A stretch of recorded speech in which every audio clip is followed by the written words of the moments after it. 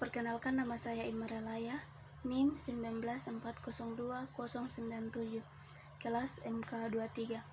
Di video kali ini saya akan menjawab 5 pertanyaan yang ada dalam materi perilaku kelompok dalam organisasi. Pertanyaan pertama, jelaskan bagaimana teori terbentuknya kelompok.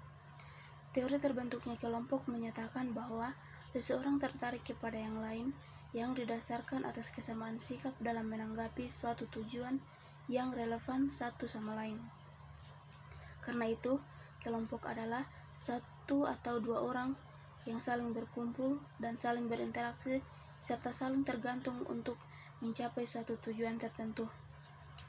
Pertanyaan kedua, sebutkan karakteristik kelompok menurut Reitz. Karakteristik kelompok menurut Reitz yaitu 1. Adanya dua orang atau lebih. 2. Saling berinteraksi satu sama lainnya. 3. Melihat dirinya sebagai suatu kelompok. Yang ketiga, sebutkan bagaimana teori pembentukan kelompok yang berasal dari George Homans. Teori pembentukan kelompok dari George Homans adalah teorinya didasarkan atas aktivitas-aktivitas, interaksi-interaksi, dan sentimen-sentimen. 3 elemen ini saling berhubung satu sama lain dan dapat dijelaskan sebagai berikut. 1. Semakin banyak aktivitas-aktivitas seseorang yang dilakukan dengan orang lain, maka semakin banyak interaksi-interaksinya dan juga semakin kuat sentimen-sentimen mereka. Yang kedua, semakin banyak interaksi-interaksi mereka di antara orang-orang, maka semakin banyak kemungkinan aktivitas-aktivitas dan sentimen yang ditularkan pada orang lain. Yang ketiga, semakin banyak aktivitas dan sentimen yang ditularkan kepada orang lain, maka semakin banyak aktivitas pula dan interaksi yang dapat ditularkan kepada orang lain. Yang keempat, apa yang dimaksud dengan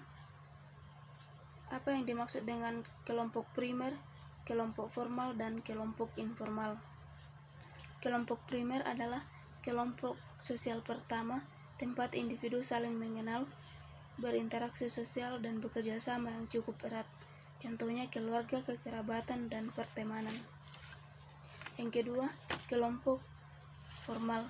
Kelompok formal adalah suatu kelompok yang sengaja dibentuk untuk melaksanakan suatu tugas tertentu.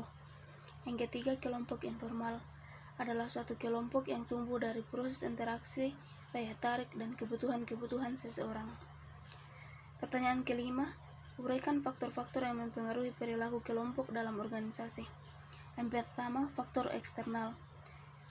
Terdiri dari 8 bagian. Yang pertama, strategi organisasi.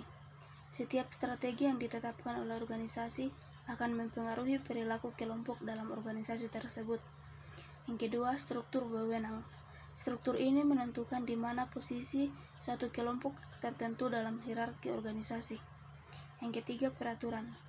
Semakin banyak peraturan formal yang ditetapkan oleh organisasi pada sebuah pekerjaan, maka perilaku kelompok akan semakin konsisten dan dapat diandalkan. Yang keempat, sumber-sumber organisasi. Besar kecilnya sumber daya yang ada dalam organisasi yang diberikan kepada anggotanya, hal ini akan mempengaruhi perilaku prestasi kelompok. Yang kelima, proses seleksi. Proses seleksi menjadi faktor penting dalam menjaring orang-orang yang berkualitas, dan hal ini pula akan dapat mempengaruhi perilaku prestasi kelompok. Yang keenam, penilaian prestasi dan sistem imbalan. Adanya sistem imbalan yang mengaitkannya dengan prestasi dari kelompok kerja akan mempengaruhi perilaku kelompok tersebut. Yang ketujuh, budaya organisasi. Setiap organisasi memiliki kebiasaan-kebiasaan yang tidak tertulis yang menentukan perilaku yang boleh dan yang tidak boleh dilakukan oleh pekerja. Yang kedelapan, lingkungan fisik.